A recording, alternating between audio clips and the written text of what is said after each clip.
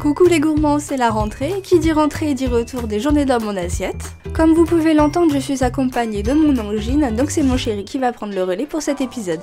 Hello à tous, comme vous l'aurez compris, je remplace donc Dark Vador, je découvre en même temps que vous les plats de cet épisode, et on attaque tout de suite avec l'omelette sucrée pastèque et smoothie de pastèque. Pour le réaliser, on a besoin de granola, d'une demi-pastèque, de stevia vanille et d'œufs.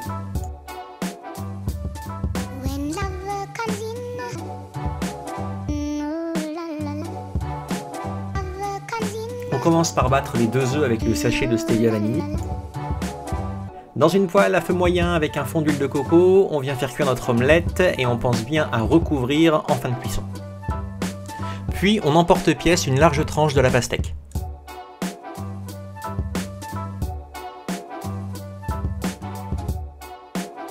On passe au blender le reste de la pastèque. Bon, et là pour se la raconter, elle a rajouté quelques baies de Szechuan.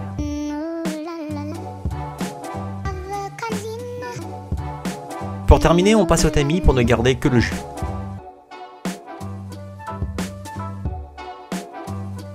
Il ne nous reste plus qu'à dresser l'assiette, on roule l'omelette, on ajoute la pastèque et on parsème de granola.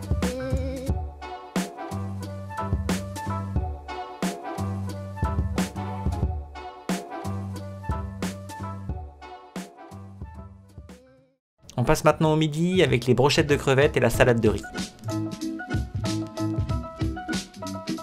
Pour ce repas, on a besoin de riz, de tomates cerises, d'un demi-concombre, de crevettes et de maïs. On ajoute à notre riz cuit le concombre tranché, le maïs et les tomates cerises coupées en 2. Pour l'assaisonnement, c'est comme vous voulez. Ici, sel, poivre, 1 cuillère à soupe de jus de citron et 2 cuillères à soupe d'huile. On place notre salade au frais et on passe à une étape super cool, le décortiquage de crevettes. Alors ici, petite astuce que je viens de me faire expliquer, il faut fendre très légèrement le dos de la crevette, de manière à pouvoir tout simplement l'écarter et enlever la turbine à caca de la crevette, parce qu'à voir c'est pas super bon au goût.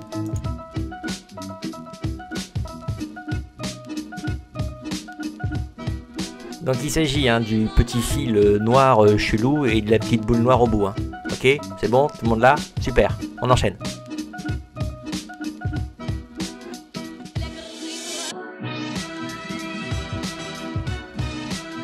Bon, alors encore une fois, il a fallu se la raconter en ajoutant encore quelque chose. Pour le coup, du chermoula, qui nous vient du Maroc, qui est un mélange d'épices.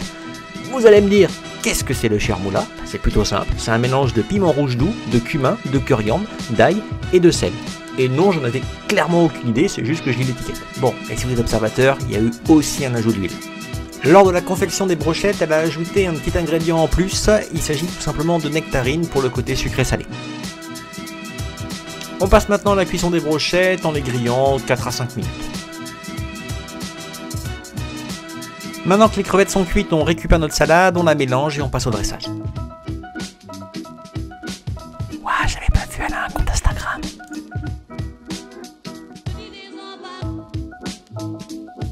On passe maintenant au goûter et accroche-toi, ces œufs tartonnois qui défoncent sa race. Comme je sais déjà que tu veux refaire ce chef-d'œuvre, on va commencer par la pâte. Il te faut de la farine, de la poudre d'amande, un œuf, du sucre et du beurre pommade. Ici, super simple, on mélange tout ensemble pendant 2 minutes 30 à l'aide d'un robot ou pendant 10 minutes avec de l'huile de coude.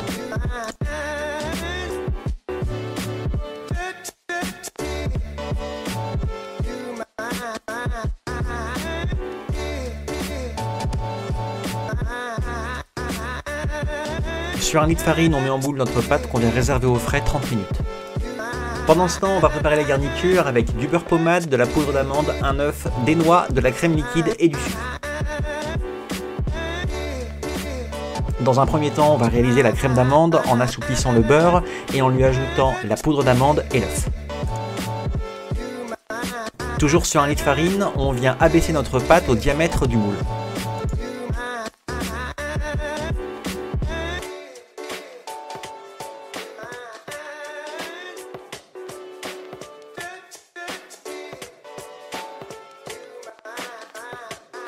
A l'aide d'une fourchette, on va faire quelques trous sur le fond de la pâte pour qu'elle puisse respirer et on vient garnir avec notre crème d'amande.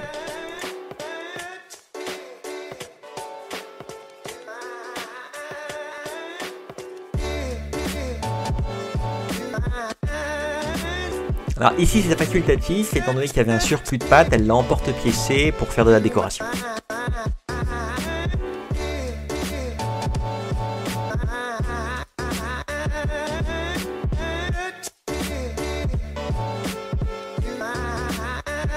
Hop, maintenant direction le four, 180 degrés, 20-25 minutes, chaleur tournante. Pendant que notre tarte est dans son petit sauna, on vient raiser le caramel en faisant fondre le sucre dans une casserole.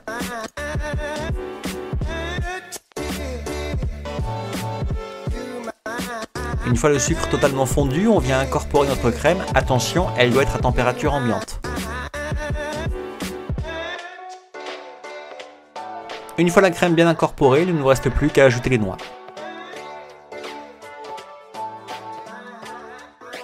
On prend soin de bien laisser refroidir la tarte et le caramel, puis on vient verser le caramel sur la tarte.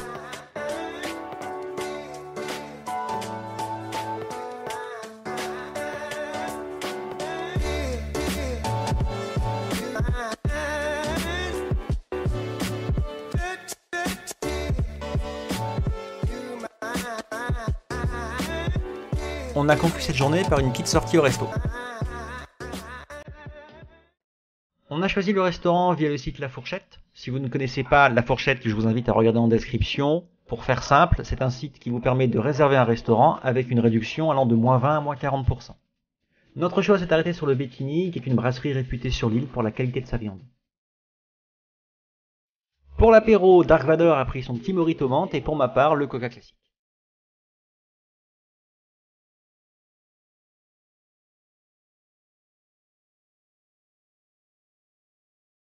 Pour le plat, son choix s'est arrêté sur un cœur de rhum steak fondant accompagné de pommes de terre sautées et d'une très bonne sauce au poivre.